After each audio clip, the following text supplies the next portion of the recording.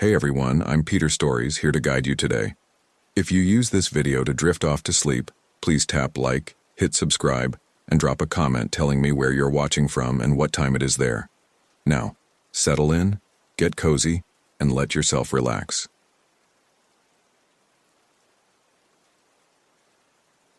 Three in the morning. It's always 3 in the morning when I wake up hearing those sounds again. My new house is over 1,000 miles from Olympic National Park, but still, I still hear them. My wife says they're just nightmares. She wasn't there. She didn't see what I saw that October night. My name is Ezra Holloway, and I need to tell someone this story. It's been 3 years since I left my job as a forest ranger and moved from Washington to New Mexico. 3 years since I've been able to step foot in any forest without my hands shaking.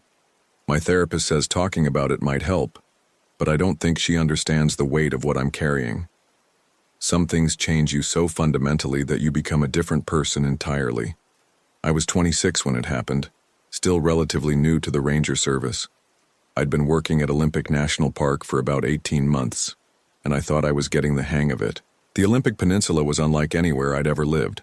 The constant mist, the ancient trees that seemed to swallow sound, the way darkness fell like a curtain at 4:30 in the afternoon during autumn. Coming from Arizona originally, I was still adjusting to that oppressive dampness that seeped into your bones and never left. But I loved the work. Search and rescue calls gave me purpose, made me feel like I was making a difference. I was eager, maybe too eager, to prove myself to the veteran rangers who'd been working those trails for decades. I studied every manual, memorized every protocol, and carried more equipment than necessary because I was terrified of being caught unprepared. The call came in on October 15, 2021, around 2 in the afternoon. A woman named Vera Quinlan had been reported missing by her research partner. She was a marine biologist from Seattle, 34 years old, conducting some kind of ecosystem study in the Hoh rainforest area. Her partner, Dr. Marcus Webb, said she'd gone out that morning to collect samples from a particular grove about 3 miles from their base camp and never returned. Her radio had gone silent around noon. I remember feeling that familiar rush of adrenaline mixed with determination. This was exactly the kind of situation I'd trained for. The weather was decent for October. Overcast but no rain. Temperature around 45 degrees. Perfect conditions for a quick search and recovery. My supervisor, Ranger Davidson, assigned me to lead the initial search since I'd been studying the Hoh area extensively and knew the trail systems better than most of the newer staff. Looking back, I realize he was giving me a chance to prove myself. I wish to God he hadn't. I started by interviewing Dr. Webb at their camp. He was visibly shaken, kept running his hands through his graying hair and checking his watch every few seconds. He explained that Vera was experienced in wilderness research, always followed safety protocols, and never went anywhere without her radio and GPS unit. She'd been specifically studying the mycorrhizal networks in old-growth Douglas fir groves, which meant she'd be working close to massive trees that could interfere with radio signals. The last coordinate Dr. Webb had from her GPS showed she'd reached the target grove, about 2.5 miles northeast of their camp. It was accessible by a well-maintained trail for the first 1.5 miles, then required some bushwhacking through undergrowth to reach the specific trees she was studying. I set out alone, which was standard protocol for initial searches when the missing person was likely just dealing with equipment failure or minor injury.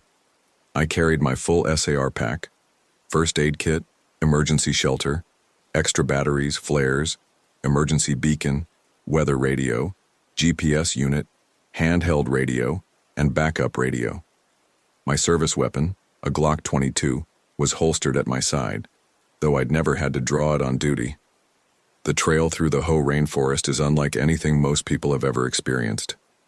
The trees are so massive, and the canopy so dense that even in daylight, it feels like walking through a green cathedral. Everything is covered in moss. The ground, the fallen logs, the tree trunks reaching up into darkness. Sound behaves strangely there. Sometimes it's completely muffled, other times it echoes in ways that make you question where it came from. I made good time to the coordinate point where the maintained trail ended.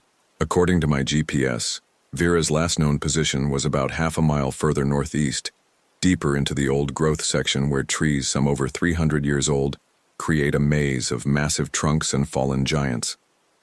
The first thing I noticed was how quiet it was. In all my time working the peninsula, I'd never experienced such complete silence in the forest.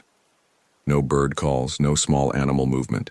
Even the ever-present dripping of condensation from the canopy seemed muted. The hair on my arms stood up, but I told myself it was just the October chill seeping through my jacket. I followed what looked like a faint path through the undergrowth, probably created by Vera's earlier passage. The moss made tracking difficult. Footprints barely registered, and disturbed vegetation had a way of bouncing back quickly in that humid environment. But there were subtle signs if you knew what to look for. A broken fern frond here, a scuffed patch of moss there. About 20 minutes into the bushwhacking, I found her first piece of equipment. It was her sample collection bag, a sturdy canvas messenger-style bag that researchers use to carry specimen containers and tools. It was hanging from a branch about 7 feet off the ground, like someone had deliberately placed it there. The bag was open, and several glass sample jars had fallen out and shattered on the moss-covered ground below. This immediately set off alarm bells. Vera was an experienced researcher. She wouldn't have hung her bag so carelessly, and she certainly wouldn't have left broken glass and equipment scattered in a pristine ecosystem she was studying. I called out her name several times, my voice swallowed by the thick forest. No response. I tried her on the radio. "Dr. Quinlan, this is Ranger Holloway. Do you copy?" Static. I tried different frequencies but got nothing except the occasional burst of interference that sounded almost like someone breathing heavily into a microphone. That's when I noticed the trees. The Douglas firs in that particular grove were arranged in an almost perfect circle, with a clearing in the center, maybe 30 feet across. It was exactly the kind of formation that would interest a researcher studying root networks and mycorrhizal connections. But something was wrong with the scene. There were markings on the trees. At first I thought they might be natural, old fire scars or damage from storms. But as I moved closer, I could see they were deliberate cuts, made with a sharp blade. Not random scratches, but careful incisions in a pattern I didn't recognize. Some looked fresh, the sap still sticky and amber-colored. Others had darkened with age, suggesting they'd been made over time. I documented everything with my camera and tried the radio again. This time, instead of static, I got something that made my blood run cold. A voice, barely audible through the interference, said, "She's not here anymore, Ranger." The transmission cut off before I could respond. I immediately tried to radio back to base, but got nothing except dead air. I checked my equipment. Radio was functioning normally, battery was full, antenna was intact, but I couldn't raise anyone. I tried my cell phone. No signal, which wasn't unusual in the deep forest. But my GPS was acting strangely too. The display kept flickering and the coordinates seemed to drift even though I wasn't moving. I'd never seen a GPS malfunction like that before. Standing in that circle of marked trees, I felt the overwhelming sensation of being watched. It's a primal feeling that every law enforcement officer and military person learns to trust. That prickle on the back of your neck that says you're in someone's crosshairs. I'd experienced it a few times during training exercises, but never this intensely. I drew my weapon and called out, "This is Ranger Holloway with the National Park Service. If someone is out there, identify yourself immediately." The response came from directly behind me. "Looking for the scientist, Ranger?" I spun around, gun raised, but saw nothing except trees and shadows. The voice had been clear, male, definitely human, and close enough that the person should have been visible. But there was no one there. "Show yourself," I called out, trying to keep my voice steady. "I'm here on official search and rescue business." A low chuckle echoed from somewhere to my left, then my right, then from above, as if someone was moving through the canopy. In that moment, I realized I was dealing with someone who knew these woods far better than I did. I started moving back toward the main trail, but the path I'd followed in seemed to have disappeared. The fern fronds I'd pushed aside had sprung back into place, and the subtle signs I'd been following were gone. Every direction looked identical. Massive tree trunks disappearing into misty darkness. That's when the equipment failures really started. My GPS screen went completely black, then flickered back to life, showing impossible coordinates. Numbers that would have placed me somewhere in the middle of the Pacific Ocean. My handheld radio crackled with interference that sounded almost like whispering. My flashlight, which had been working perfectly, started dimming despite having fresh batteries installed that morning. I tried to stay calm and rely on my training. When technology fails, you fall back on basic navigation. I tried to identify the direction I'd come from using the sun's position, but the dense canopy made that impossible. I looked for moss growth patterns on the north sides of trees, but in that humid environment, moss grew on all sides. Then I heard Vera's voice. "Help me. Please, someone help me." It was coming from deeper in the forest, beyond the circle of marked trees. The voice was weak, frightened. Exactly what you'd expect from someone who'd been lost and possibly injured for hours. Every instinct I had as a search and rescue professional told me to follow that voice. But something else, some deeper survival instinct, told me it was wrong. The voice came again, a little closer this time. "I'm hurt. I can't move. Please." I'd heard recordings of Vera's voice during my interview with Dr. Webb. This sounded like her, but there was something off about the cadence, the pronunciation. It was too perfect, like someone had practiced mimicking her speech patterns.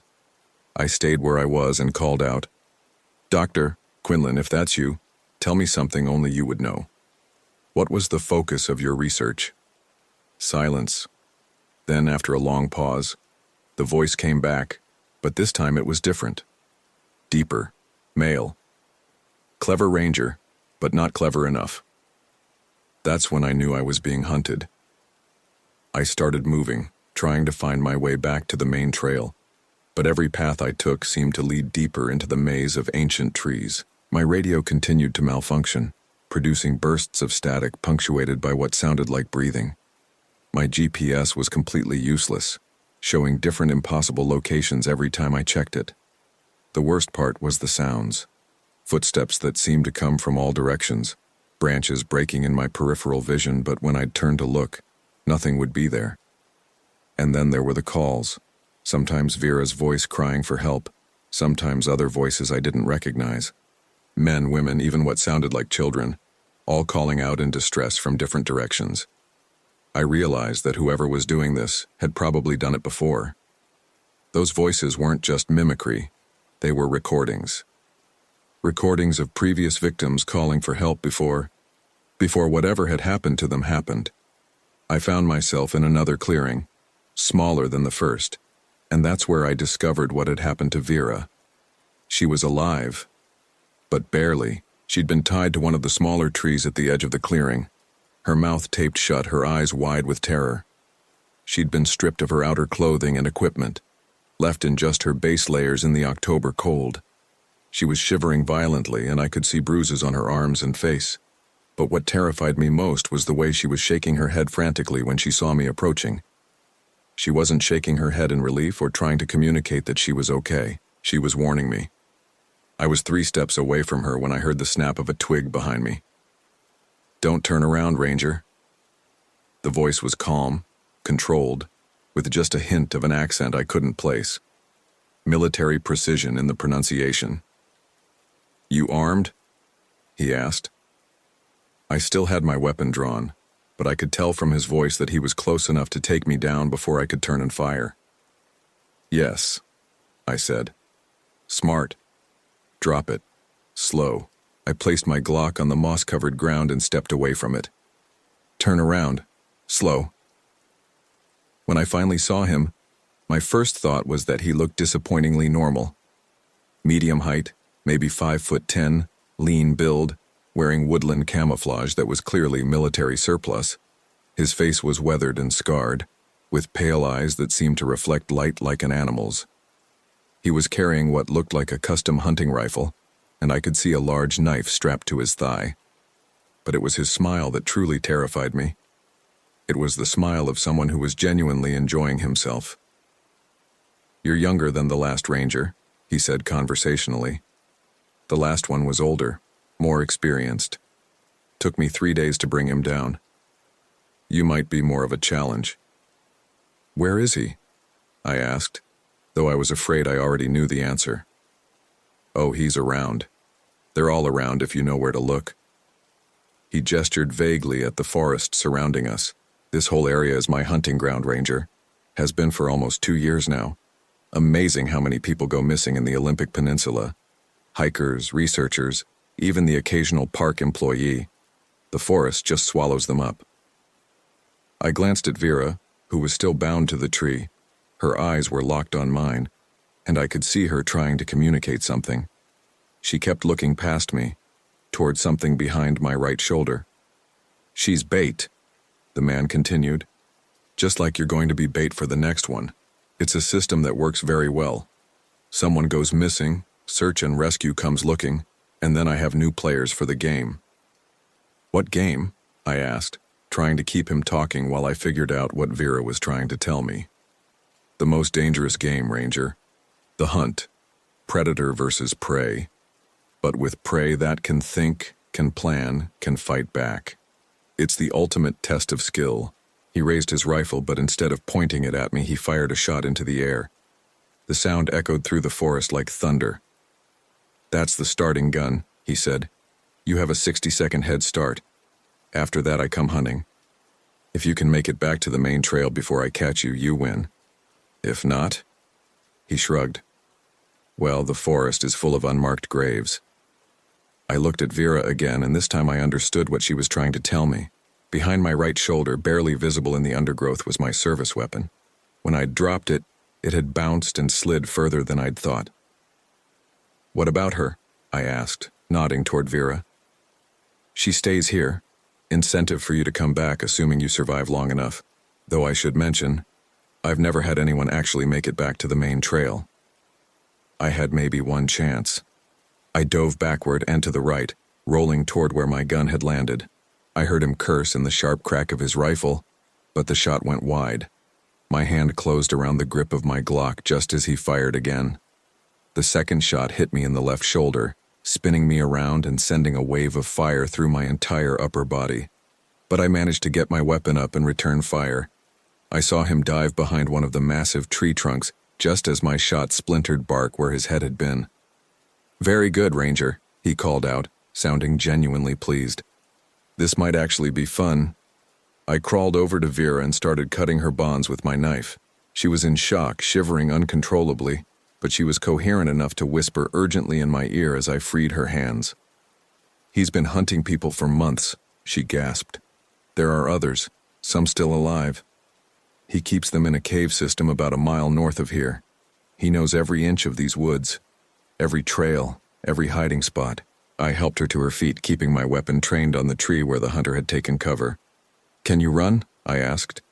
She nodded, though I could see she was weak from exposure and trauma. The trail markers, she whispered. He moves them, changes the blazes. The path you took to get here isn't the path back. That explained why I'd gotten so lost earlier. This wasn't just someone with superior woodcraft skills. He was actively manipulating the environment, changing the very landmarks that hikers and rangers relied on for navigation. I fired 2 shots at the tree trunk to keep him pinned down, then grabbed Vera's hand. We run. Now. We crashed through the undergrowth, branches tearing at our clothes and faces. Behind us, I could hear him laughing, actually laughing, as he gave chase. The sound was more terrifying than any roar or growl could have been. My shoulder was bleeding badly, and the pain was making it hard to think clearly. Vera was stumbling frequently, her legs weak from being bound for hours. We weren't going to outrun him, not in his territory, not in our condition. That's when my training finally kicked in properly. Instead of running blindly, I started thinking tactically.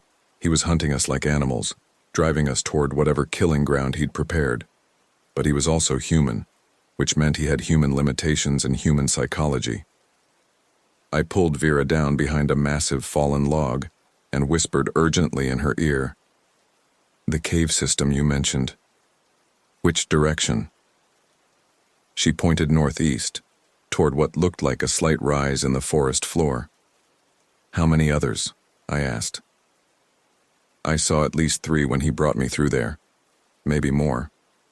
I made a decision that probably saved our lives, though it nearly got us killed in the process.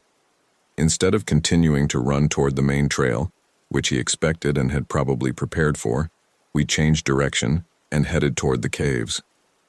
The terrain got rougher as we climbed, and the trees started to thin out slightly. My radio crackled to life, picking up fragments of transmission from what sounded like a ranger frequency. We must have been getting to higher ground, away from whatever was interfering with communications down in the deep forest. But we could still hear him behind us, crashing through the undergrowth with the confidence of someone who knew exactly where he was going. He was hurting us, I realized. This was all part of his plan. The cave entrance, when we found it, was hidden behind a screen of fallen timber and moss-covered rocks. You'd never see it unless you knew exactly where to look. But as we got closer, I could smell something that made my stomach turn. The sweet, cloying smell of decay mixed with human waste and fear. Vera was right. There were others. I could hear them before I saw them. Weak voices calling out in the darkness, asking who was there, begging for help. When I shined my failing flashlight into the cave, I saw a sight that will haunt me for the rest of my life. There were 4 people chained to the cave walls, 2 men and 2 women, all in various states of physical and psychological breakdown. They'd been there for different lengths of time. Some were relatively fresh captures, others looked like they'd been imprisoned for weeks or months. One of them, an older man with a ranger patch on his torn uniform, looked up at me with hollow eyes. "You're the new ranger," he said, his voice barely a whisper. "Davidson's replacement." I realized I was looking at Ranger Mitchell, who'd supposedly transferred to another park 6 months earlier. He'd been here the whole time. "How many?" I asked him. "He takes 1 or 2 every few weeks. Hunters, hikers, researchers, anyone who comes alone into his territory." Mitchell coughed, and I could see blood on his lips. "He keeps us alive to use as bait for the next ones. Makes us call out for help when he's hunting." The voices I'd heard earlier, crying out in distress. They'd been real. They'd been the voices of people chained in this cave, forced to lure others to their deaths. I started working on Mitchell's chains with my knife, but they were heavy-gauge steel, secured with military-grade locks. I'd need bolt cutters or a welding torch to get through them. "Listen to me," I told all of them. "I'm going to get you out of here, but first I have to deal with the hunter. My radio's getting signal up here. Help is coming." That was a lie. My radio was still getting nothing but static, and my GPS was showing coordinates somewhere in the Sahara Desert, but they needed hope. I heard footsteps outside the cave entrance. He'd found us. "Rangers!" His voice called out cheerfully. "I know you're in there. Come on out and we can finish this properly." I positioned myself behind a rock formation near the cave entrance and checked my ammunition. I had maybe 6 rounds left. Against someone with military training and home field advantage, those odds weren't good.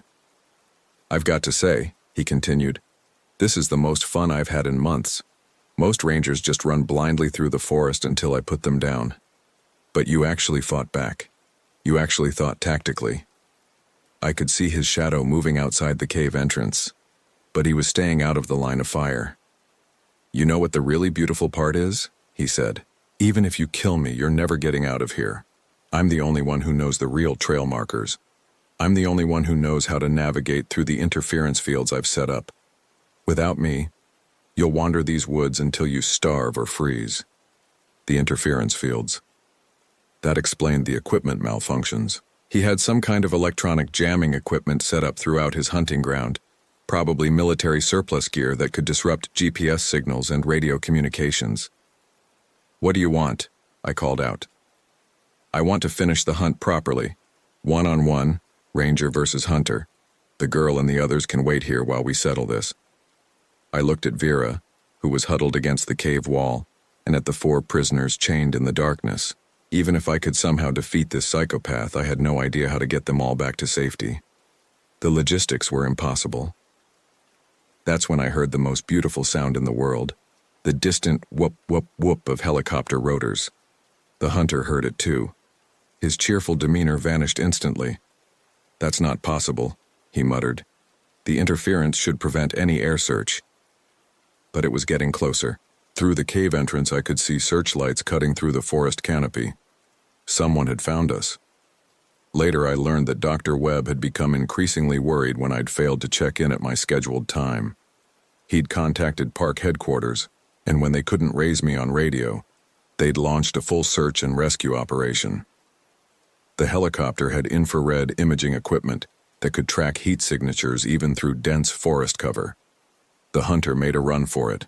I heard him crashing through the undergrowth, moving fast and presumably toward whatever escape route he'd prepared for exactly this scenario. I wanted to follow him, wanted to make sure he could never do this to anyone else, but I couldn't leave the prisoners. The rescue took 6 hours. They had to bring in specialized equipment to cut through the chains, and several of the prisoners required immediate medical attention. Ranger Mitchell was in critical condition. He'd been tortured systematically over months, both physically and psychologically. They never found the hunter. The cave system was extensive, with multiple entrances and exit points spread across several square miles. He could have gone to ground anywhere in that labyrinth, or he could have slipped out through one of his prepared escape routes. The FBI brought in tracking dogs, thermal imaging, even ground-penetrating radar, but found nothing. What they did find were the bodies. Over the next 2 weeks, they recovered the remains of 11 people from various locations throughout his hunting ground. Hikers, researchers, a park maintenance worker, even a family of 3 who'd gotten separated from a guided nature walk. Some had been killed quickly. Others showed evidence of prolonged torture. All had been hunted like animals. The psychological evaluation was the worst part of the aftermath. The FBI shrink explained that what I'd encountered was something called a recreational serial killer, someone who kills not for sexual gratification or monetary gain, but purely for the enjoyment of the hunt. They're extremely rare, highly intelligent, and almost impossible to catch because they don't follow the normal patterns that law enforcement looks for. This one had military training, probably special forces based on his equipment and tactics. He'd chosen Olympic National Park because of its vast size, difficult terrain, and the ease with which people could disappear without triggering immediate searches. He'd been operating for at least 2 years, maybe longer. The equipment malfunctions I'd experienced were the result of military-grade electronic warfare devices, jammers and signal disruptors that he'd positioned throughout his territory. He'd also been systematically altering trail markers and blazes, creating a maze that would confuse even experienced hikers. Most disturbing of all, the investigation revealed that he'd been studying park personnel, learning our routines and protocols. He knew when and where rangers would respond to missing person reports. He knew our equipment, our training, our standard operating procedures. He'd turned our own competence against us. I was on medical leave for 3 months while my shoulder healed and I underwent psychological counseling. When I came back to work, I couldn't do it anymore. Every time I went into the forest, I felt like I was being watched. Every equipment malfunction, every radio glitch, every strange sound made me reach for my weapon. I transferred to desk duty, then took early retirement.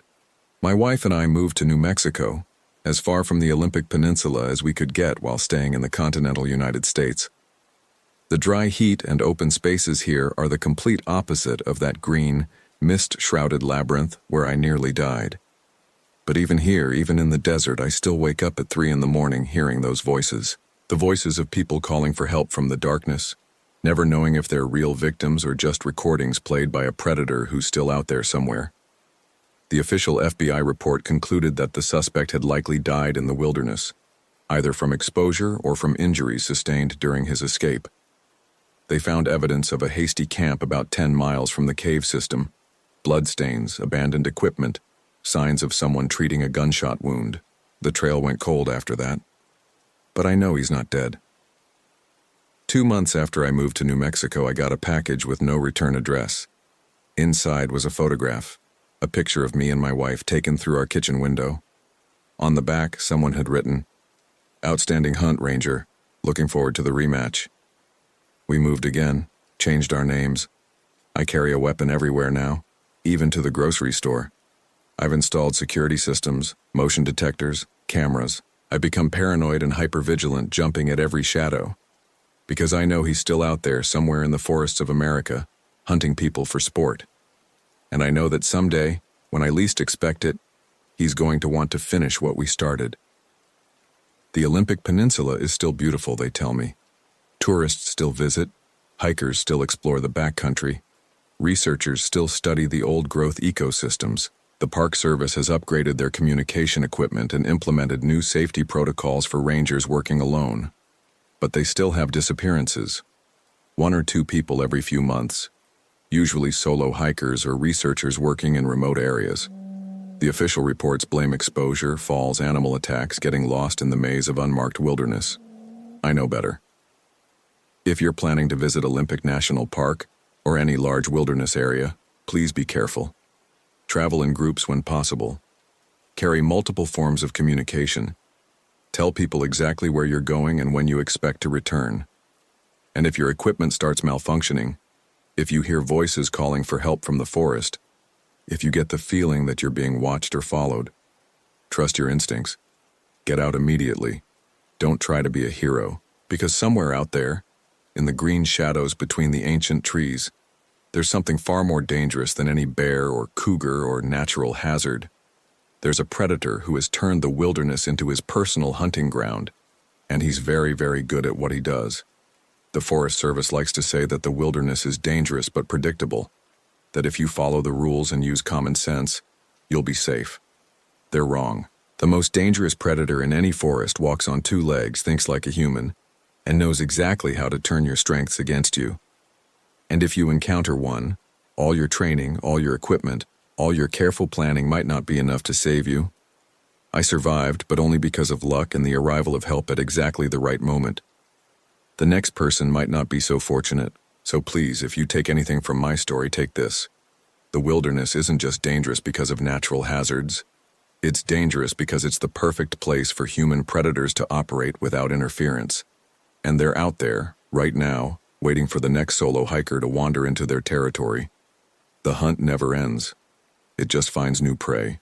And sometimes late at night when the desert wind is howling around my house in New Mexico, I swear I can still hear that voice calling out from the Olympic rainforest. Outstanding hunt, Ranger. Looking forward to the rematch. That's why I moved 1,000 miles away from those ancient trees and perpetual mist. That's why I wake up at 3 in the morning, sweating and reaching for the gun I keep in my nightstand. That's why I'll never set foot in another forest as long as I live, because somewhere out there he's still hunting, and he's very, very patient.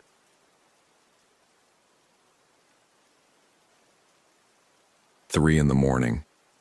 It's always 3 in the morning when I wake up hearing those sounds again. My new house is over 1,000 miles from Olympic National Park, but still, I still hear them. My wife says they're just nightmares. She wasn't there. She didn't see what I saw that October night. My name is Ezra Blackwood, and I need to tell someone this story. It's been 6 years since I left my job as a forest ranger and moved here to Vermont. The mountains here are different, gentler somehow. Nothing like the temperate rainforests of the Olympic Peninsula, where everything grows too thick, too dark, where the canopy blocks out most of the sky and sound travels in ways that don't make sense. I was 29 when it happened, had been working as a ranger for 3 years. Not long enough to be considered a veteran, but long enough that I thought I knew what I was doing. I was wrong, completely wrong. The call came in on October 15th, 2019. A Tuesday, I remember, because I was supposed to have the day off. Sienna Thorne, 24 years old, environmental science graduate student from Portland State. She'd been documenting old-growth forest patterns for her thesis, focusing on the Hoh River area. Smart girl, experienced hiker. She'd checked in at the ranger station 3 days prior, filed proper permits, had all the right gear. The kind of visitor we rarely worried about. She was supposed to check out Monday morning. When she didn't show up by Tuesday afternoon, her advisor called us. That's when I got pulled in. I remember the October air that morning, that particular Pacific Northwest cold that cuts right through your jacket, carries the smell of wet cedar and decomposing leaves, the kind of cold that makes you want to stay close to civilization. But Sienna had gone deep, into the backcountry sections where day hikers never venture. My supervisor, Ranger Martinez, assigned me to lead the initial search. Probably just lost track of time with her research, he said, but we need to follow protocol. Take Phillips with you, do a standard grid search of her planned route. Phillips was newer than me, only 6 months on the job. Eager, by the book, the kind of guy who memorized every regulation but had never faced a real emergency. I should have requested someone with more experience, but I was confident. 3 years felt like enough. We started at her last known campsite, about 8 miles up the Ho River Trail. The Olympic Peninsula in October is something else. The massive trees create this cathedral-like atmosphere, everything filtered through green light. Normally, I found it peaceful. That day, something felt off from the moment we entered the deeper forest. Her tent was still there, properly set up, no signs of disturbance. Her backpack was missing, along with her camera and research equipment. At first, this seemed encouraging. It suggested she'd left voluntarily to continue her work. Looks like she just moved to a new location, Phillips said, examining the campsite with his flashlight even though it was mid-morning. The forest was that dark. But I noticed things that bothered me. Her food cache was still hanging properly, untouched. She'd left behind her extra batteries and her backup water purification tablets, things an experienced hiker would never leave behind if planning to camp elsewhere. We followed what appeared to be her trail deeper into the forest. The Olympic rainforest is dense in ways that people from other regions can't understand. Moss covers everything, grows so thick it muffles sound. Trees are massive, some over 300 feet tall, creating a maze of shadows and filtered light. It's easy to become disoriented even for someone who knows the area.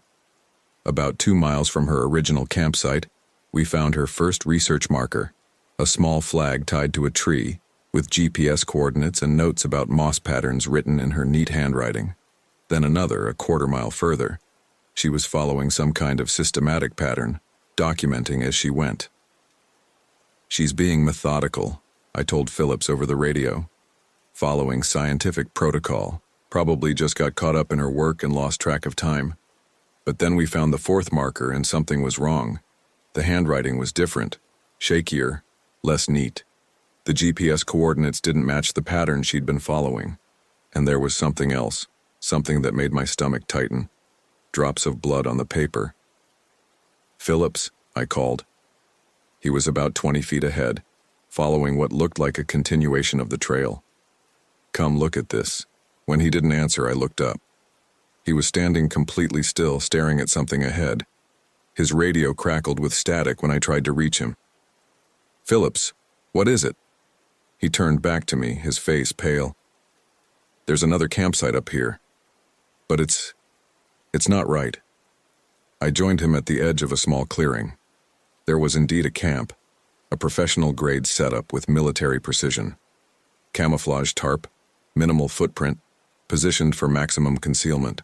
But what made Phillips go pale was what hung from a nearby tree. A collection of items that clearly didn't belong to any camper. Driver's licenses, at least 6 of them, suspended from fishing line like grotesque wind chimes. None of them were Siennas, but they were all young people, men and women in their 20s and 30s. The photos showed the kind of healthy, outdoorsy faces you'd expect to see in a national park. We need to call this in, Phillips whispered. But when he tried his radio, we got nothing but static. I tried mine. Same thing. The strange thing was we'd had perfect reception just minutes before. Could be the terrain, I said, though I knew it wasn't. We'd worked this area before, knew where the dead zones were. This wasn't one of them. That's when we heard the sound that still wakes me up at 3 a.m. A voice, calling for help. A woman's voice coming from deeper in the forest. Help me, please, someone help me. It was Sienna. Had to be. The voice was coming from maybe a quarter-mile ahead, up a steep slope covered in old-growth fir. Philip started moving toward the sound immediately, but something made me grab his arm. The voice was wrong somehow. Too clear, too projected. In a forest, that thick sound doesn't travel that cleanly unless someone wants it to. Wait, I said. Something's not right. That's her, Philip said, pulling away from me. That's the missing hiker, we have to help her. The voice came again, same words, same tone. Exactly the same tone, like a recording. Help me! Please, someone help me! Phillips was already heading up the slope. I followed, but every instinct I had was screaming at me to turn around, get back to the main trail, call for backup. The problem was, our radios were still dead, and the voice sounded genuinely distressed. We climbed for maybe 10 minutes following the sound. It led us away from any established trail, deeper into the kind of forest where the canopy is so thick that even at noon, you need a flashlight. The moss was so deep it was like walking on sponges, and our footsteps made almost no sound. That should have been my first real warning. If we couldn't hear our own footsteps, how were we hearing that voice so clearly? Phillips was about 30 feet ahead of me when the voice stopped, just cut off mid-sentence. The forest went completely silent. No birds, no insects, no wind in the trees. In the Pacific Northwest, the forest is never completely silent. "Phillips," I called out, but my voice seemed to die just a few feet from my mouth. He'd stopped moving. I could see him ahead, standing completely still next to a massive cedar tree. When I caught up to him, I saw why. Carved into the bark of the tree about 7 feet up were symbols, not random scratches, deliberate symbols. Some looked military, others were crude representations of human figures. And below them, carved deep into the wood, was a message. "Welcome to the hunt." "We need to leave," I said. "Right now." But Phillips was staring at something else. About 20 feet from the tree, barely visible in the undergrowth, was a camouflaged shelter, professional grade, nearly invisible. And inside, we could see equipment. Lots of equipment. Night vision goggles, military-grade radio jammers, compound bow with hunting arrows, knives, rope, and something that made my blood freeze, a collection of personal items, wallets, jewelry, clothing, trophies. "Jesus Christ," Phillips whispered. "This is a serial killer." That's when the laughter started, low, coming from somewhere above us. I looked up, trying to locate the source, but the canopy was too thick. The laughter seemed to come from everywhere and nowhere. "Two little rangers," a voice called down. Male, confident, amused. "Out of your depth." I grabbed Phillips and we started moving. Not back the way we came, that would be too predictable. Instead, I headed east, toward what I hoped was the Ho River. If we could reach the water, we could follow it back to the main trail. But as we moved, I realized something terrifying. Our path was being anticipated. Everywhere we turned, we found signs that someone had been there recently. Broken branches arranged in unnatural patterns, disturbed moss in areas that should have been pristine. We weren't fleeing. We were being herded. My radio crackled to life. Static, then a voice. "Ranger Blackwood." I stopped. The voice knew my name. "Who is this?" I responded. "Someone who's been watching you work, Ezra. You're competent but not exceptional. Your partner, however." The voice paused. "Where is your partner, Ezra?" I spun around. Phillips was gone. He'd been right behind me just seconds before, but now there was nothing but forest. "Phillips," I called out. "Phillips!" My voice echoed strangely, and I heard my own words repeated back to me from multiple directions, as if the forest itself was mocking me. The radio crackled again. "He's safe, for now. But this is where the real game begins." I tried to raise headquarters, but got only static. I was alone, in the deepest part of Olympic National Park, being hunted by someone who clearly knew these woods better than I did. The voice on the radio continued. "You have until sunset to find your partner and the girl. Follow the markers. But understand, I know these woods better than you ever will. I know every trail, every hiding spot, every escape route. I've been preparing for this for years." "What do you want?" I asked. "I want you to understand what it feels like to be prey." The radio went dead. I checked my watch. 2:30 p.m. In October, sunset came early in the forest. I had maybe 3 hours of decent light, maybe 4 hours total before full darkness. I started moving. following what appeared to be a game trail leading roughly northeast. Every few hundred yards, I found markers, small pieces of fabric tied to branches, always just visible enough to follow. They were leading me somewhere specific. The first marker was a piece of Philip's uniform shirt. The second was what looked like a strip of fabric from a woman's hiking pants, probably Sienna's. The pattern was clear. Follow the trail, find the victims. But I'd been a ranger for 3 years, and before that, I'd grown up hunting in the mountains of Colorado. I knew when I was being led into a trap. The question was whether I had any choice. As I followed the trail, I began to notice other things. My equipment was malfunctioning in ways that shouldn't have been possible. My GPS was showing impossible readings. According to the device, I was somehow 3 miles north of where I knew I was. My compass spun wildly, never settling on magnetic north. Even my digital watch was displaying the wrong time. Either I was losing my mind, or someone with serious technical skills was messing with my equipment. The third marker led me to a clearing where I found something that made me understand the true scope of what I was dealing with. Hidden under camouflaged netting was a sophisticated camp. Multiple shelters, communication equipment, weapons, and something that chilled me to the bone. Detailed maps of Olympic National Park with locations marked in red.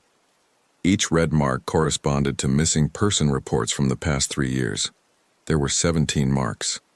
17 people who had disappeared in Olympic over the past 3 years. Most had been written off as accidents, people who'd gotten lost or fallen into rivers or ravines. Now I realized they'd all been murdered. A notebook lay open on a camp table. The handwriting was neat, methodical. Subject 15. Jennifer Walsh, 26. Solo hiker from Seattle. Hunt duration, 6 hours. Terminated at location 7 Alpha. Moderate sport. Subject 16. Marcus Chen, 31. Photographer from Vancouver. Hunt duration, 4 hours. Terminated at location 12 Bravo. Disappointing. Poor survival instincts. Subject 17. Sienna Thorne, 24. Researcher from Portland. Hunt initiated. Current status, bait for primary target. Primary target, Ranger Ezra Blackwood.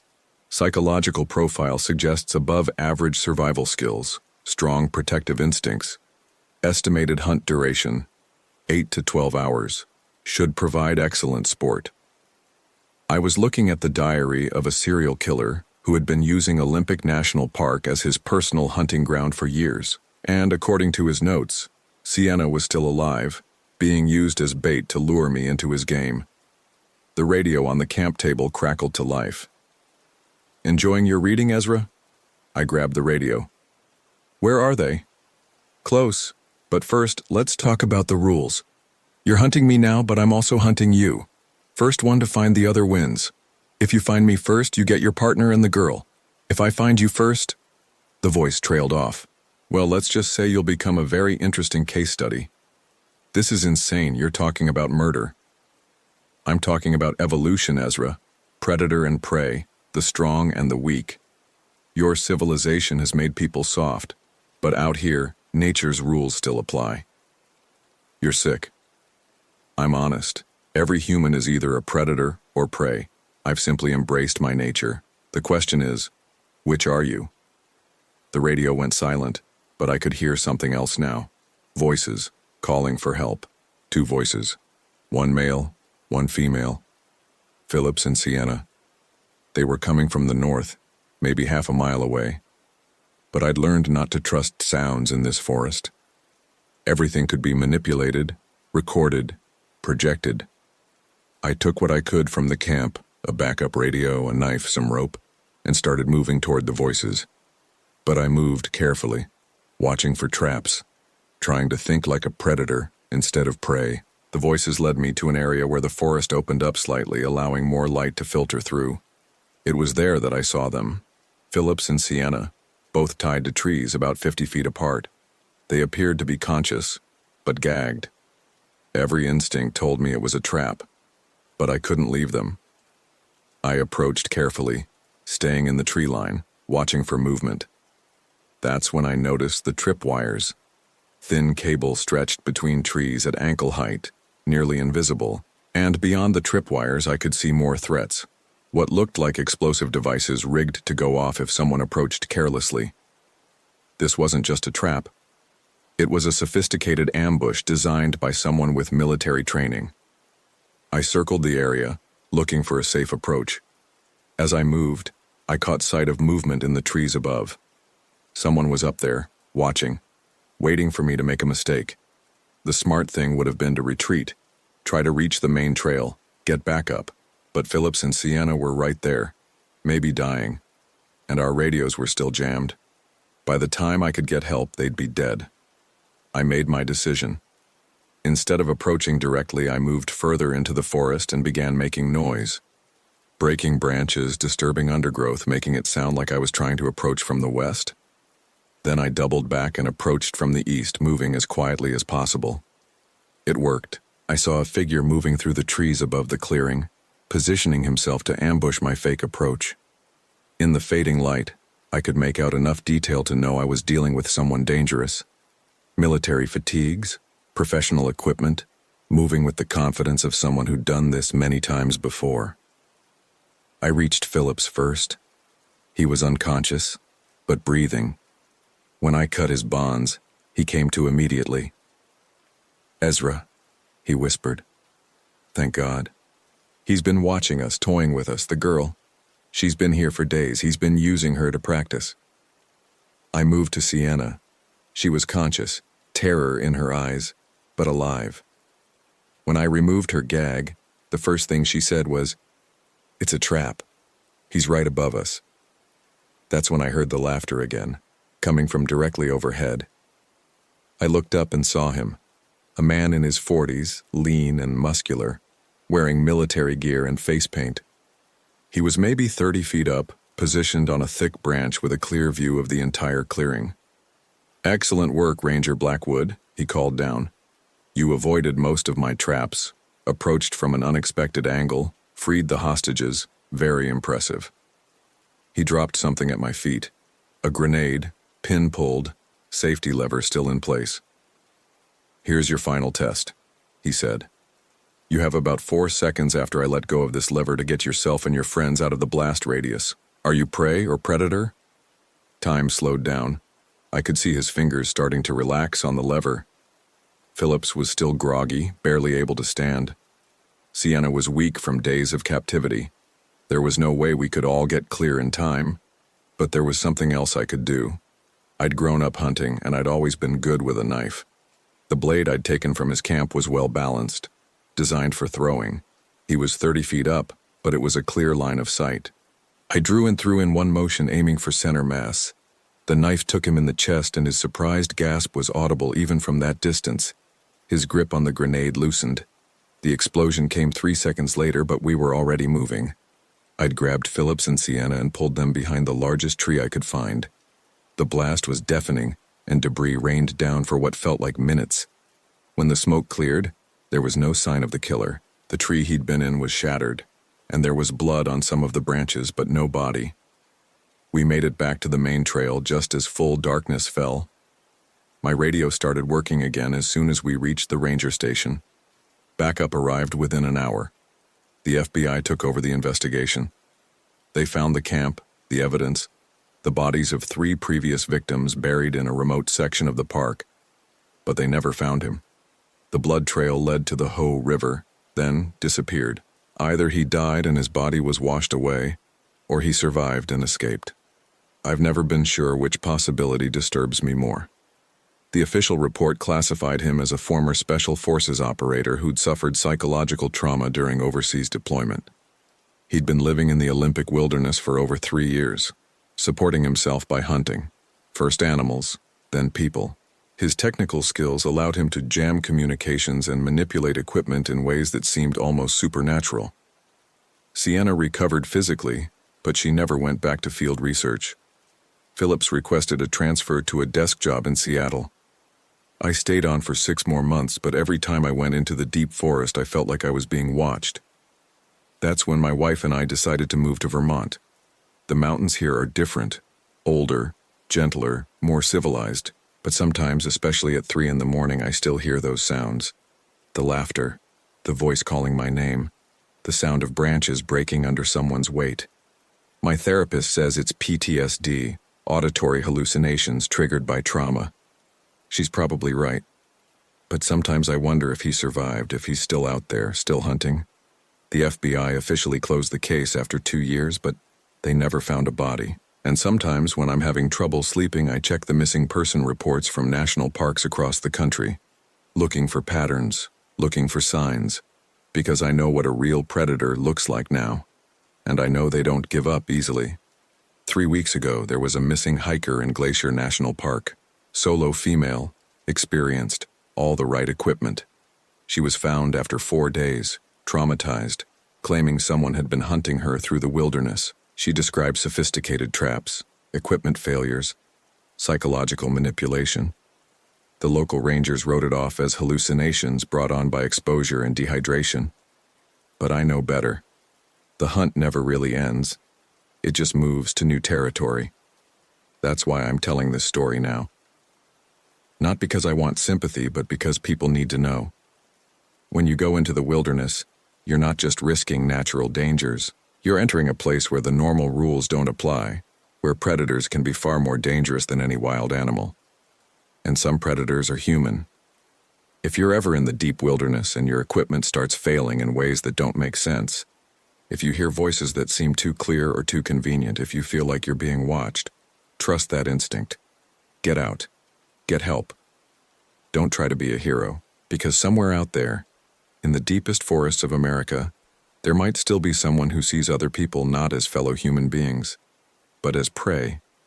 Someone who's turned our most beautiful natural spaces into hunting grounds. And if you're not careful, you might become part of their collection.